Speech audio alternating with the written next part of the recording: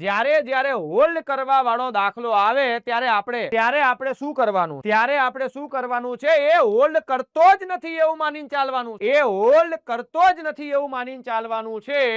સાહેબ 17 ની ઝડપ છે, 17 ની ઝડપ છે, 34 કિલોમીટર અંતર કાપવું છે યાર. જો એ હોલ્ડ ના કરતો હોત, જો એ હોલ્ડ ના કરતો હોત તો 17 ની ઝડપે 34 કિમી કાપવા કેટલા કલાક લાગોત? ખાલી એટલી કમેન્ટ કરો.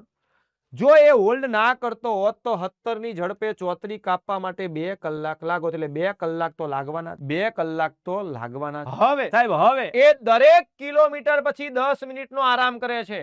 સાહેબ 34 કિલોમીટરમાં દરેક કિલોમીટરે આરામ કરતો હોય તો ટોટલ 33 વખત આરામ થાય, કેમ કે છેલ્લો હોલ્ડ ગણવામાં આવતો નથી. સાહેબ 33 વખત હોલ્ડ કર્યો હોય ને દરેક હોલ્ડ 10 મિનિટનો હતો એટલે 330 મિનિટ તો ભૂરાએ જુબા કેસરી કરવામાં બગાડી. હો મારો બેટો 1 કિલોમીટર હાલે ને કે સાહેબ ઉભા રહેજો મારે જુબા કેસરી કરવી પડશે. હો તો 330 મિનિટમાં એને શું કર્યું? ખાલી ટાઈમ જ બગાડ્યો છે.